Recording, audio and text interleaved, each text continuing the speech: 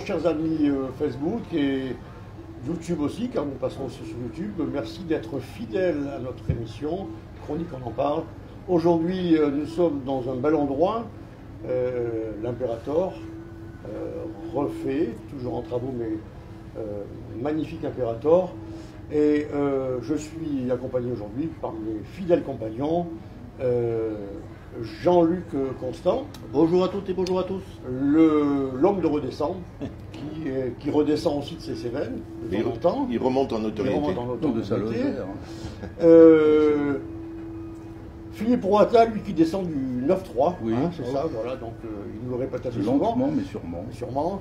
Et Pierre-Philippe Carpentier, notre actif, car nous sommes tous des oisifs, on dit, hein, c'est ça, hein, voilà. Des oisifs, oui, oisifs qui bougent quand même.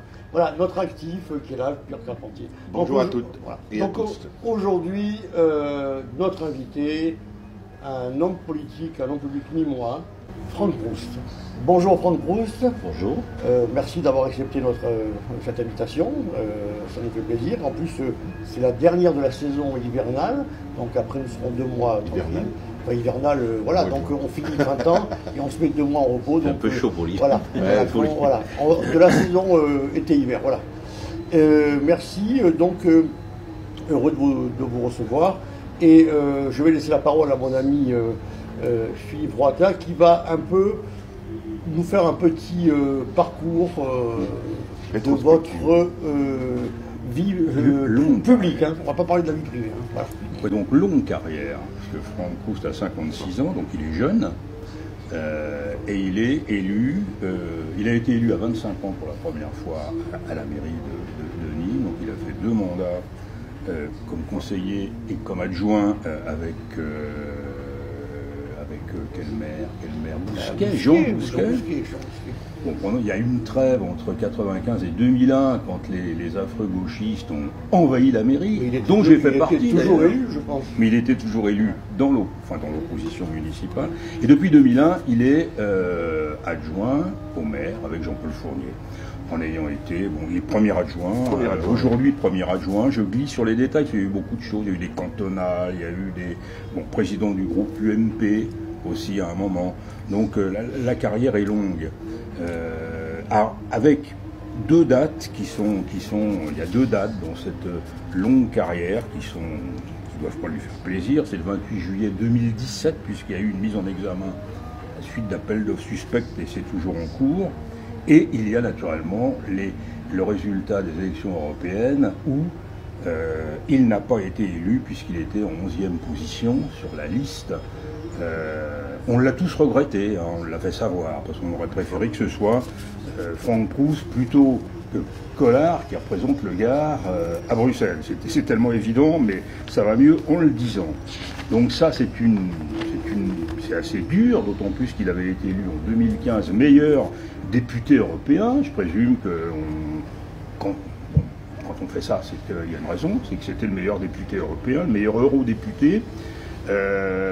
Président du groupe PPE à Bruxelles en 2016, et aujourd'hui il n'est plus député européen.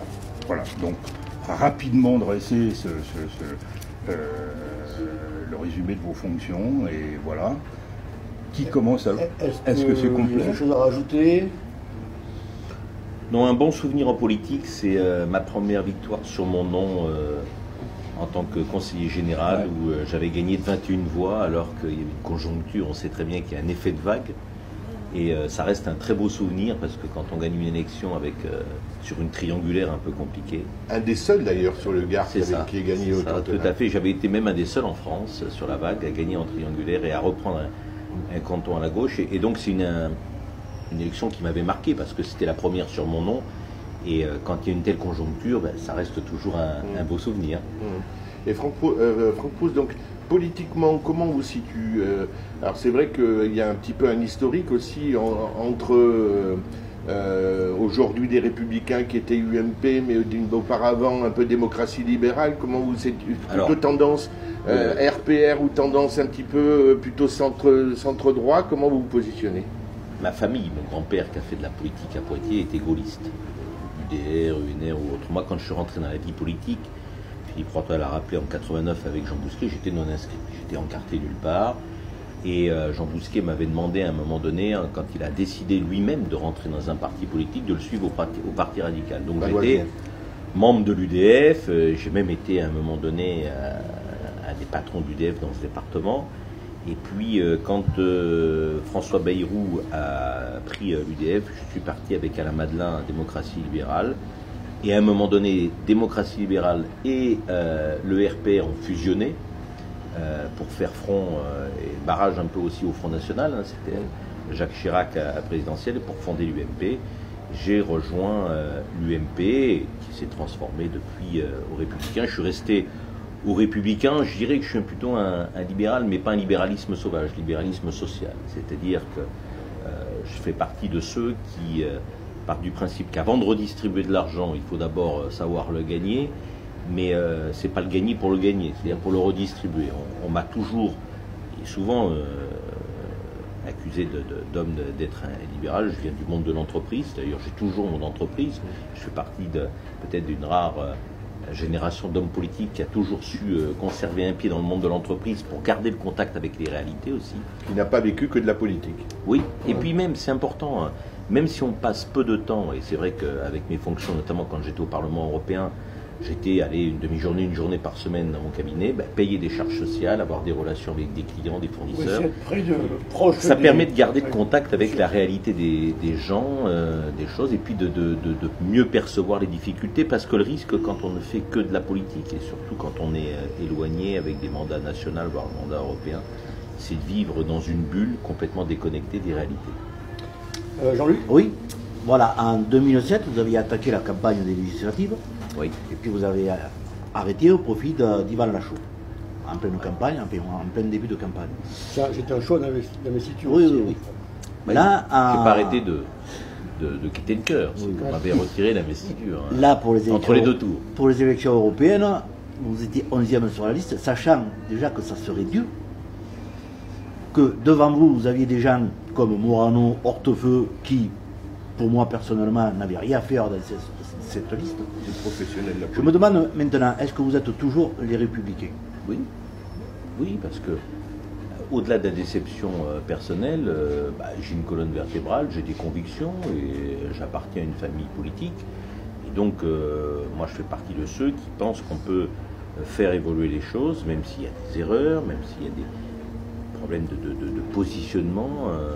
Je pense qu'on peut travailler à l'intérieur d'une famille politique, mais je ne fais pas partie de ceux qui quittent le navire. Vous savez, c'est un peu comme dans la vie privée, l'amitié se voit vraiment quand il y a des moments difficiles. Une famille politique, vous l'avez utilisé, c'est une famille avant tout. Et donc c'est dans les moments difficiles où il faut se retrousser les manches, réfléchir, mais je ne vais pas quitter le navire au moment où c'est difficile. Mais vous ne pensez pas qu'il y avait une forme un manque de reconnaissance par rapport au travail fait en comité, par rapport à la place? Je trouve que le mérite n'est pas récompensé. Le problème, il n'est pas là, parce que même la 11e place aurait dû rentrer. Le problème, c'est que Emmanuel Macron a eu l'intelligence, connaissant la faiblesse d'En Marche sur le territoire national, d'en faire un enjeu national, avec des élections nationales. Je l'avais dit, je regrettais ce choix, je lui ai dit en tête-à-tête, puisqu'il avait reçu tous les partis politiques, je m'étais déplacé à l'Élysée avec Bernard Accoyer. Je trouvais qu'au moment où on voulait que l'Europe se rapproche des citoyens, faire un scrutin, revenir en arrière et faire un scrutin national, c'était une erreur. Parce qu'aujourd'hui, avoir des élus rattachés à un territoire, même si ce territoire était vaste, faisait en sorte que les députés européens étaient quand même des interlocuteurs des chambres consulaires, de la région qui est redistributrice des fonds européens, et il y avait une espèce de cohérence. Il faut rappeler que, pour les gens qui nous écoutent, l'élection auparavant, c'était régional, coupé en 4 secteurs ou 5 secteurs. Ah non, plus que ça, c'était des euro-régions. Alors c'est vrai que ma région était vaste, elle allait de Nîmes à Bordeaux, mais néanmoins, il y avait une espèce d'identification, une appartenance à un territoire. Aujourd'hui, la grande difficulté, on le sait, et on voit très bien, c'est la même problématique avec les élus à l'Assemblée nationale. Vous avez la problématique du non-cumul, donc plus de rattachement au territoire pour les parlementaires, et en plus là, vous avez des gens qui ne vont être que députés européens, donc éloignés, Et la tentation va être grande de rester à Bruxelles ou à Strasbourg, mais ce n'est pas la vraie vie, comme je le dis toujours.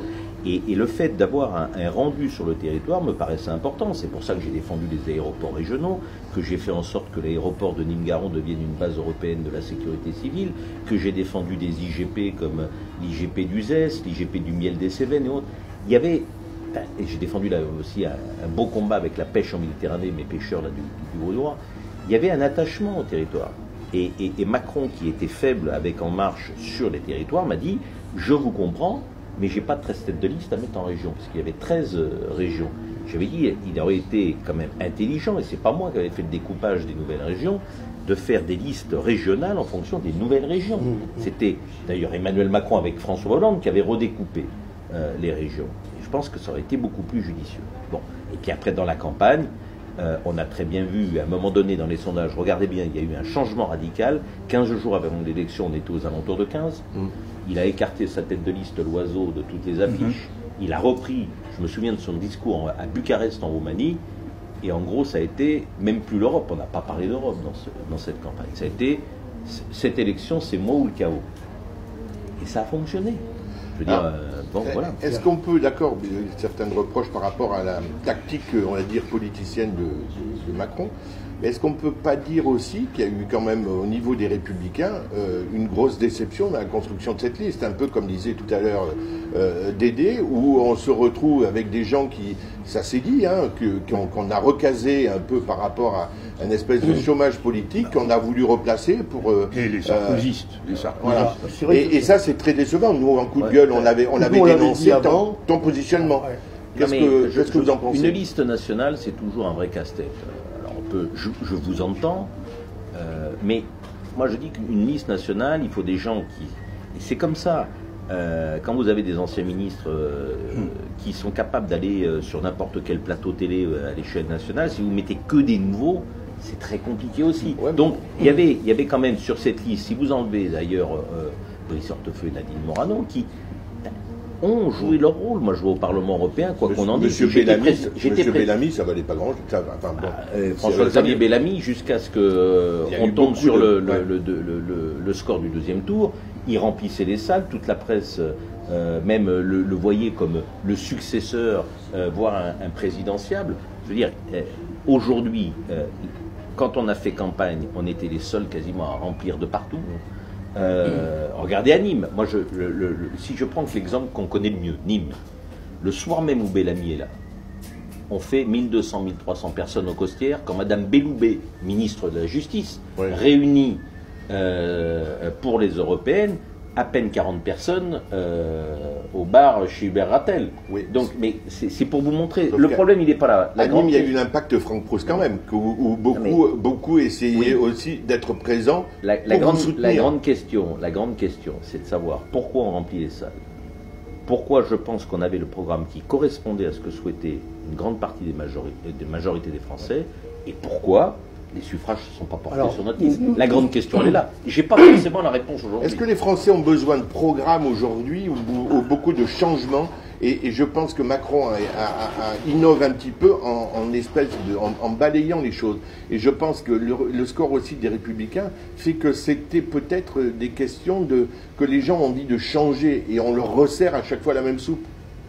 Non, mais quand même, quand on va à une élection, ça me paraît important quand même d'avoir un programme. Et d'ailleurs, on le voit aujourd'hui, parce que malheureusement, le message qu'on n'a pas su faire passer, je me suis attaché à le faire, à essayer de le faire passer avec de la pédagogie auprès des électeurs.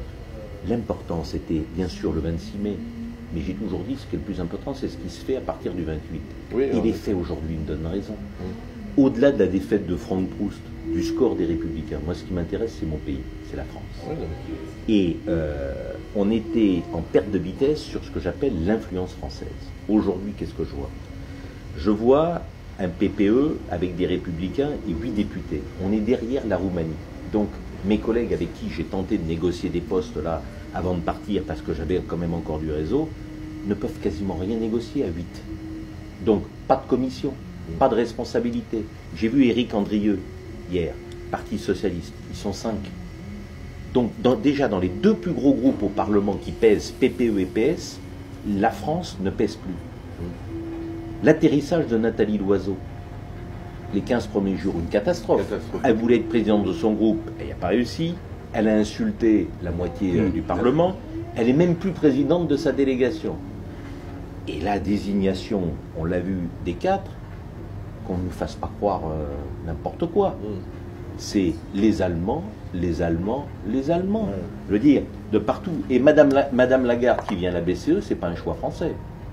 C'est un choix allemand. J'aimerais qu'on m'explique d'ailleurs, quand on remet en cause la notion même de Spitzenkandidat, qui était en fait le respect de la volonté démocratique, de la volonté du peuple. On dit, question de principe, pas les Spitzen, c'est les chefs d'État qui, au sein du Conseil, décident le président de la Commission. D'accord. Moi, j'ai quelqu'un qui coche toutes les cases, qui est français, qui est un homme extraordinaire, et on voit à quel point c'est un très bon négociateur sur le Brexit. Michel Barnier. Ouais. Pourquoi Michel Barnier a été écarté? Vous voulez la réponse? Parce qu'aujourd'hui, tout ce qui vient de la France et d'Emmanuel Macron est rejeté par les autres. Je l'ai toujours dit, vous ne pouvez pas être et avoir le même comportement en Europe que vous avez en France. La suffisance, le non-respect de vos interlocuteurs, le fait d'avoir insulté tout le monde, y compris, même si on ne partage pas les idées. Moi, je ne partage pas les propos de M. Salvini ou autres. Mais néanmoins, ce sont tous des chefs d'État qui sont élus par le peuple. Et donc, vous pouvez dire en face à ces personnes que vous ne partagez pas leur option politique, mais il y a une règle. À l'Europe, c'est le dialogue et le respect d'autrui. Eh bien aujourd'hui, tout ce qui vient de la France est rejeté. Et on perd, encore une fois, un combat. Je pensais que derrière le refus des Spitzenkandidats, Michel Barnier aurait fait un très bon président de commission. Eh bien, on n'a rien. Regardez, vous mettez que des Allemands, Madame Lagarde vient à la BCE, mais c'est encore une fois pas un choix français, c'est un choix allemand, et qui pèse moins qu'un président de la Commission. Donc aujourd'hui, on voit très bien que sur le triumvirat qui a été nommé, ben, la France n'a rien, et malheureusement, l'influence française sur les postes qui comptent, et c'est ça ce qui me fait mal.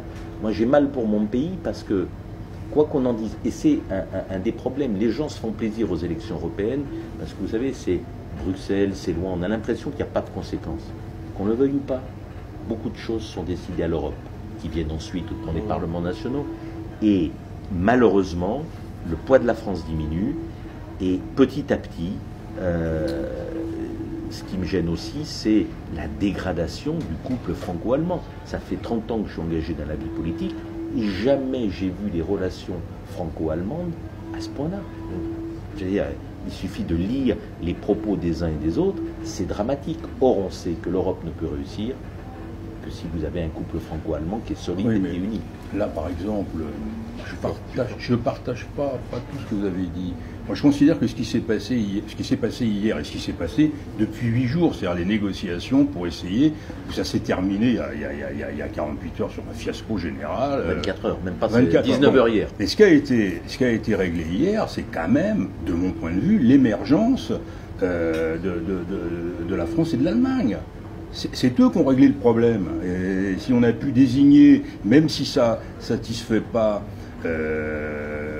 vos souhaits, mais je veux dire, c'est quand même bien une négociation franco-allemande qui a fait nommer cette femme présidente de la Commission européenne et qui a fait nommer Christine Lagarde. Il y a des compromis toujours. Oui, même si c'est pas. Mais quand vous regardez les votes, d'ailleurs, Mme Merkel s'est abstenue sur le choix de la présidente de la Commission parce que c'est sa ministre de la Défense. Je pense qu'aujourd'hui, on voit qu'il y a une prépondération beaucoup des pays de l'Est qui ont un impact de plus en plus important. Mais encore une fois, les 4 hier, c'est pas le choix de la France. Je veux dire, pour moi, pour la France en tant que telle, après, il y a 4 personnes, très bien. C'était important d'arriver là parce que je vous signale que ça doit passer demain à 10h au Parlement européen, et derrière c'est l'élection du président du Parlement, et derrière l'élection des vice-présidents, mais surtout des présidents de commission, parce que c'est ça qui compte pour les textes. Donc, disons que ça a été une solution qui a été acceptée par le plus grand nombre. Mais le couple franco-allemand, on l'a bien vu, d'entrée, c'était pas du tout la solution retenue. Alors, Franck Proust aujourd'hui, donc homme de l'Europe, mais néanmoins enfant de Nîmes. Oui, toujours. J'ai toujours été d'ailleurs. Enfin, les gens ont l'impression que j'ai toujours été premier adjoint à Nîmes, mais c'est sûr que maintenant, aujourd'hui, à l'heure où je vous parle, depuis hier 9h59, je suis exclusivement premier adjoint à la ville de Nîmes. D'accord. Alors pour l'avenir, parce que c'est aussi, on est là pour parler de l'avenir, les municipales c'est maintenant, donc on y a 8 mois, hein, ça approche, plus dans un an, on dit un an. Très vite, bon, ça va aller très vite à la rentrée, là, quand... alors vous avez dit, vous avez à plusieurs reprises, moi je vous ai lu dans Objectif Gare, ou dans... pas question que je revienne comme premier adjoint, terminé. Moi, si je reviens, je serai tête de liste. Je ne peux plus être premier adjoint. Alors, qu'est-ce qui va se passer? Écoutez, déjà, il est logique que quand, et vous l'avez dit tout à l'heure, vous démarrez votre vie politique en 89, 30 ans, je crois qu'à un moment donné, il faut se poser et se dire qu'est-ce qu'on souhaiterait. 30 ans, c'est une vie déjà politique longue, j'ai une vie professionnelle, une vie privée, je m'accorde un peu de temps. Ensuite, vous connaissez l'amitié et la fidélité que j'ai pour Jean-Paul Fournier. Jean-Paul Fournier nous a demandé à tous de lui laisser le temps de choisir, parce que lui aussi, ça fait quand même un certain nombre d'années qu'il est engagé dans la vie politique, et de repartir pour un nouveau mandat, c'est pas une décision qui est simple pour lui. Il a parlé du mois de septembre. Non, mais d'autant plus que le contexte a changé, puisqu'il croyait, il pensait d'ailleurs à juste titre que je serais réélu parlementaire européen, donc la donne a un petit peu changé. Donc je pense qu'il fera son annonce, comme il l'a dit, à l'automne. Et bien évidemment, il y a une discussion d'homme à homme qui va s'effectuer entre lui et moi, avec des choix que nous ferons. Ce que j'ai déjà un peu commencé, non? Non, je veux dire pour l'instant. Il n'y a pas de choix de fait pour l'instant. Non. Pour l'instant, moi, ce que je peux vous dire, c'est qu'à aucun moment je ne ferai quelque chose contre Jean-Paul Fournier. C'est très clair. Je respecterai sa décision, quelle qu'elle soit. Après moi, je prendrai un certain nombre de décisions en fonction, de ce que je veux faire, de ce que je ne veux pas faire. J'ai toujours dit, vous savez, quand vous partez comme ça sur un mandat, alors ça peut être à la ville, à l'agglo, ce que vous voulez, c'est le devoir, l'envie et les circonstances. Vous savez, quand vous êtes élu, comme je disais depuis un certain nombre de temps, quelles que soient les hypothèses, on devrait réécrire une nouvelle page pour Nîmes et pour l'agglomération. Parce que 3 mandats, on finit quelque part un cycle. Je veux dire, tout le monde est conscient du bilan extraordinaire qu'a pu... Alors après, on peut le contester, on peut dire qu'on pouvait faire mieux. Enfin bon, celui qui ne voit pas qu'en 3 mandats la ville a changé est aveugle. Après, on peut dire on aurait pu faire d'autres choix et autres. Ça, mais moi je l'entends. Et vous me connaissez, je suis très respectueux. Tout le monde le reconnaît, même à gauche, au centre, tout le monde. Mais néanmoins, c'est un nouveau chapitre. C'est une nouvelle histoire qu'on doit écrire. Et donc, je participerai de toute façon indirectement parce que j'ai mes idées, j'ai une vision pour Nîmes. Parce que quand vous avez cette expérience-là, vous savez ce qu'il vous reste à faire, ce qu'il faudrait faire pour encore améliorer les choses. Il en reste encore beaucoup. Et puis vous l'avez prouvé pendant l'absence du problème de santé de Jean-Paul Fournier. C'est vrai que tout le monde a reconnu que vous avez... C'est un avantage que j'ai, c'est que les gens ont pu tester Franck Proust grandeur nature. Voilà, mais c'est pas... Enfin, je pense que le fait d'être maire aujourd'hui, je l'ai prouvé, maire par intérim, c'est pas un problème en soi. C'est être maire, pourquoi faire? Être président d'agglo, pourquoi faire? Voilà. On a un territoire extraordinaire. Parfois, je le dis, et vous m'entendez, vous savez, demain soir, je vais inaugurer, c'est quelque chose d'important pour moi, pour la 25e année des Jeudis de Nîmes. C'est mon bébé. Vous savez pourquoi j'avais créé ça il y a 25 ans avec Jean Bousquet? Parce que j'en avais marre de voir cette ville, quand les gens revenaient de la mer, avec des commerces qui fermaient et une ville morte. Et j'avais dit, nous sommes une ville touristique, pas une ville estivale, une ville où on se sent bien, une ville où on prend plaisir à consommer. Bon. 25 ans après, tout le monde me dit c'est extraordinaire, j'aimerais qu'il y ait davantage de commerçants qui ouvrent et autres, mais néanmoins, on a aujourd'hui l'arrivée d'une gare, un aéroport en difficulté, un développement économique où je pense qu'on peut faire beaucoup plus. voilà, qu'est-ce qu'on peut faire pour améliorer, la qualité de vie des gens, et deux, faire en sorte que la croissance, la formation, tout ce qui fait la richesse d'un territoire peut s'améliorer. Et puis je prendrai, je vais dire, ma décision avec ma famille, en toute connaissance de cause. Mais je trouve que c'est un peu, ça me paraît une bonne chose, à un moment donné, vous savez, dans la vie, de prendre le temps de décider. Mais bon, moi j'ai déjà donné mon avis, mon opinion personnelle. Le maire, il a effectivement un mandat, il a effectivement un bilan qui est incontestable. Moi je le reconnais, la ville est belle. Moi j'ai toujours dit c'est un des plus beaux centres-villes de France, et je connais bien la France. Il pouvait partir, je veux dire qu'à 60... Aujourd'hui, il y a quand même tout ce renouvellement électoral qui a aussi des caractéristiques. On veut changer, on veut que ça change. Et à 75 ans, on n'est pas, avec une santé fragile, on n'est pas, à mon avis, on n'est plus apte à diriger une ville de 150 000 habitants. Est-ce que ça ne serait pas le mandat de trop? Alors, est-ce que ça ne serait pas le mandat de trop? Et dans les circonstances qui vous attachent, où vous perdez un mandat que vous auriez dû conserver, évidemment. Alors, conserver un maire à 75 ans et perdre Proust parce qu'il n'a pas sa place, mais on est dans un monde à l'envers, mais ça n'engage que moi, ce que je dis là. Je ne suis pas le seul à le penser. Vas-y. Non, mais vas-y. Ouais, c'était Jean-Luc. Non, mais c'est important ce que vous dites, mais ça reste un avis personnel. On peut l'entendre quand même. Non, mais c'est pour ça que je pense aussi que Jean-Paul Fournier prend le temps de la réflexion et qu'il pèse un peu tous ces éléments pour prendre la bonne décision. Mais il faut respecter ses choix, respecter ce délai de réflexion, parce que ça me paraît important. Je veux dire, il n'est pas non plus aussi lui aveugle, mais je pense que s'il y va, c'est qu'il pense qu'il peut encore évidemment écrire une très belle page pour l'histoire de Nîmes. Imaginons que Jean-Paul Fournier se représente et qu'il soit élu. Est-ce qu'on pourrait trouver un Franck Proust à l'Aglo? C'est un schéma que j'avais proposé il y a 5 ans déjà. Pourquoi? Parce que j'avais dit, et je vois qu'il y a beaucoup de gens, même ceux qui me combattent, reprennent mes propos. Je pense qu'aujourd'hui, si on veut, il y a tellement de dossiers de l'Aglo qui sont imbriqués à la ville, le maire de Nîmes, à mon avis, doit être président de l'Aglo. Ou en tout cas, son plus proche collaborateur. Parce qu'on voit très bien que ça pose problème. Cumule les deux. Votre position, c'est de cumuler les deux. Je pense que ça me paraît, ou en tout cas qu'il y ait un tandem qui fonctionne. Regardez à Lyon ce qui se passe en ce moment. Oui, mais le tandem au départ, le tandem Fournier-Lachaud marchait au départ. C'était un accord, c'était une négociation. C'était plus une négociation qu'un tandem. Même la dernière fois, on savait déjà que les deux hommes, les relations étaient quand même tendues.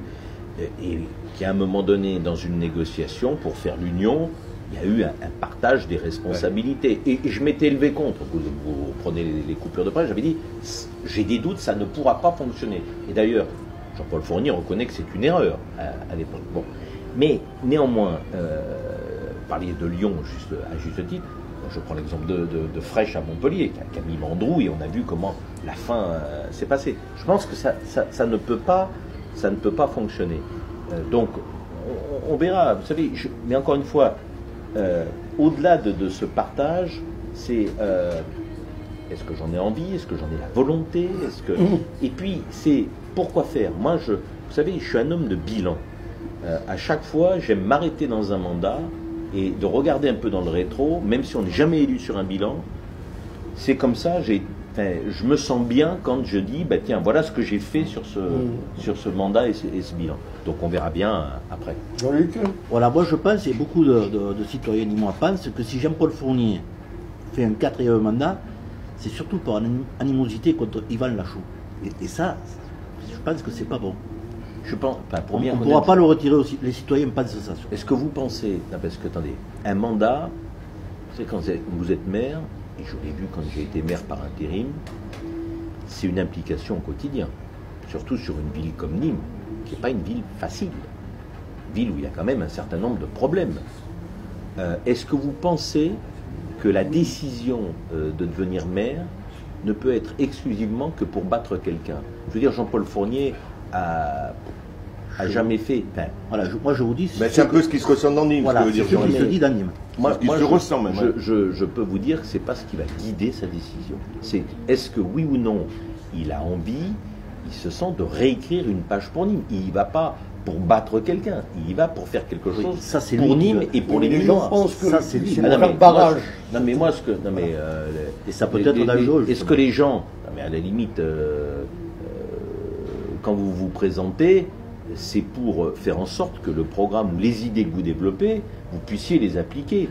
Que ce soit contre Pierre, Paul, Jean ou Jacques, enfin, c'est pas forcément contre quelqu'un. C'est vous faites un programme, vous avez une réflexion, vous avez une vision, et donc, mais on ne peut pas résumer une candidature à l'âge qu'il a, simplement pour battre quelqu'un. Ça serait une faute politique, c'est pas ça. On peut dire donc, que la haine peut amener à tout. Hein, donc, s'il y a haine, je ne sais pas. Pour revenir à un propos qui choque, mais le problème de la CENIM, oui. Si ça venait, si vous étiez reconnu, mis en examen, comment ça agit si vous étiez maire? Ça implique de démissionner ipso facto, non? Écoutez, en droit, hein, je parle en droit. Attendez, d'abord, une mise en examen, même quand vous êtes renvoyé devant le tribunal et autres, vous êtes innocent. Oui, non mais... Je veux dire, à partir du moment où vous n'êtes pas reconnu coupable, et j'ai pas l'habitude de commenter les affaires judiciaires pour les autres, donc c'est une règle que je m'applique à moi-même. Cette affaire, ça fait 14 ans. Oui. Donc, vous savez, je vis avec, et en tout cas, c'est pas cette affaire-là qui va influencer ma décision.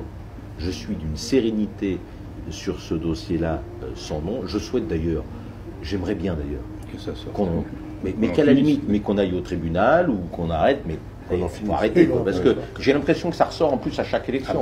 Oui, c'est un peu le dossier sous le voilà, coude, je veux dire, où on me reconnaît coupable, où on me reconnaît pas coupable, moi je sais au fond de moi-même ce que j'ai fait, surtout ce que je n'ai pas fait. Je suis droit dans mes bottes. Je sais que dans ce dossier, pour moi, il n'y a rien. Mais en tout cas, c'est pas ce dossier-là qui va dicter ma décision. Puis à côté de ça, c'est le genre de truc perturbant, parce que si, quels que soient les faits, moi je ne rentre pas non plus dans la justice, mais quand tout ça peut effacer les compétences d'un homme politique, c'est énervant, quoi. Non, mais, et c'est de la base politique. Tout ça, c'est de la base politique que les gens en ont marre. Vous savez, vivre avec ça, parce que vous savez, quand vous voyez un article comme ça le dimanche ou dans la semaine, il y a des familles à côté. Et croyez-moi que c'est bon. Ça fait jamais quand même plaisir de voir son nom associé, parce que des fois, vous savez, dans les intitulés, on a l'impression qu'on a tué père et mère. Attendez, moi je reste persuadé, et vous savez, j'ai posé une question à laquelle j'ai toujours pas de réponse. Et vous pouvez reprendre ma conférence de presse qui a suivi. Qu'est-ce que j'ai fait que je n'aurais pas dû faire? Parce que si je rajeunissais de 14 ans, j'aurais fait la même. Franck Proust n'a pas détourné d'argent, Franck Proust n'a pas spolié les intérêts des Nîmois, en plus j'ai pas participé à la délibération au moment. Ces attributions. Mais franchement, je n'ai toujours pas compris. Mais moi, si j'avais une réponse très claire à l'unique question qui m'intéresse, qu'est-ce que j'ai fait que je n'aurais pas dû faire? On me pose, mais qu'on me réponde très clairement. Et à la limite, à partir de là, je peux apporter des arguments qui démontrent. Et voilà, ça fait cette affaire qui dure depuis des lustres, mais j'ai pas de réponse. Voilà. Merci de cette réponse. Merci de cette réponse qui parle sans tabou et en toute liberté. Vous savez, on va arriver un peu au terme de cette émission. J'ai une dernière si vous avez question. Une question chacun rapidement. J'ai une dernière question importante, à mes yeux. On attend de savoir à Nîmes qui sera le candidat tête de liste ou d'En Marche. C'est important parce qu'ils ont fait 21% aux européennes, c'est pas la même élection, tout le monde le sait, mais avec une campagne bien menée. Voilà, ma question c'est, est-ce que vous redoutez finalement chez les Républicains le choix qui va être fait? Est-ce que vous le redoutez politiquement, je veux dire? Non, parce que je pense que l'investiture En Marche sur une municipale aura peu d'impact.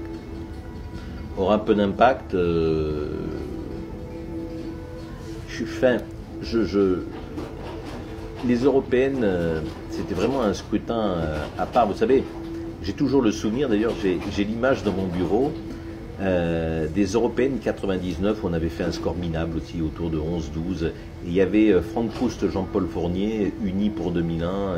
Et on avait fait 11-12, on a gagné les municipales après. Franchement, l'impact d'En Marche sur les municipales, c'est en fait, vous savez, l'attachement à un maire, c'est d'abord le choix, c'est la rencontre d'un homme ou d'une femme avec un territoire et les concitoyens nîmois. L'étiquette politique, elle est vraiment secondaire.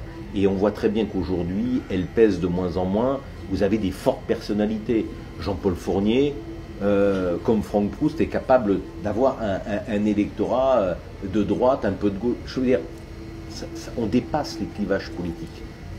Et je remarque, et je constate, et j'observe comme vous, que beaucoup se battent pour avoir cette investiture.